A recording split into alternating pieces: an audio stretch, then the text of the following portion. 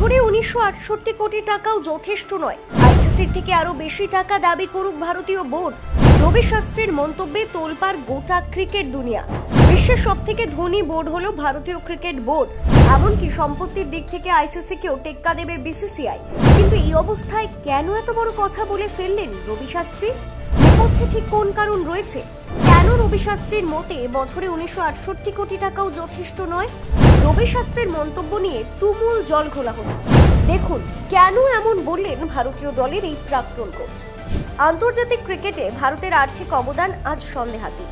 বিশ্বের সবচেয়ে জনপ্রিয় ক্রিকেট দল, সর্বাধিক টিভি দর্শক সংখ্যা, বিপুল স্পন্সর বিনিয়োগ, অনলাইন ও অফলাইন টিকিট বিক্রিতে নজিরবিহীন সাফল্য, সবকিছুর কেন্দ্রেই ভারত। অথচ আইসিসির তরফে বিসিসিআই যা পায় তাই বিশাল অবদানের তুলনায় পর্যাপ্ত নয়, এমনটাই মনে করেন রবি শাস্ত্রী। তার মতে ভারতেই যদি ক্রিকেট বিশ্বের আর্থিক মেরুদণ্ড হয়, তাহলে সেই দেশের বোর্ডের প্রাপ্তি কেন সর্বাধিক হবে না? ২০২৪ থেকে ২০২৭ সালের জন্য আইসিসির নতুন রাজস্ব বন্টন নীতিতে বিসিসিআই পাবে বছরে ১৯৬৮ কোটি টাকা, যা মোট রাজস্বের ৩৮.৫%। সংখ্যাটা বিশাল মনে হলেও শাস্ত্রীর মতে তা পর্যাপ্ত নয়। তিনি বলেছেন, যখন ভারত মাঠে নামে তখনই টিভি রেটিং সর্বোচ্চ হয়, স্টেডিয়াম কানায় কানায় পূর্ণ হয়, স্পন্সররা ঝাঁপিয়ে পড়ে। তাহলে কি করে ভারতীয় বোর্ডকে বঞ্চিত রাখা যায়?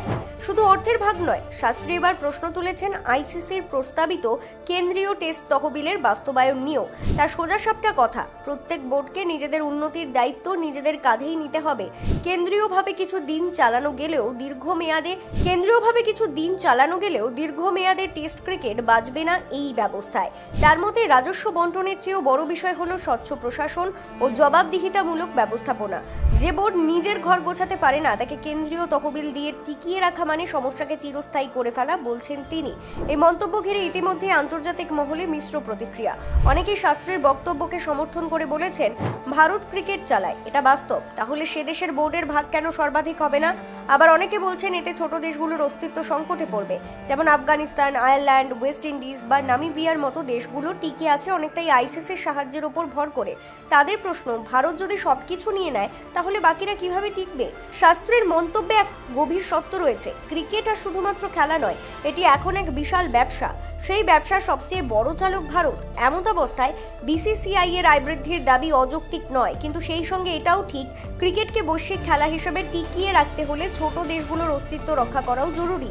এই দ্বৈত বাস্তবতাই আজ নতুন করে ভাবাচ্ছে ক্রিকেট প্রশাসকদের।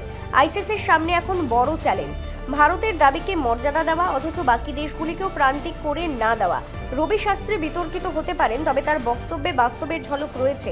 আন্তর্জাতিক ক্রিকেটে ভারসাম্য বজায় রাখতে গেলে হয়তো নতুন করে ভাবতে হবে রাজস্ব বন্টনের রূপরেখা। Bureau report, news prime Times.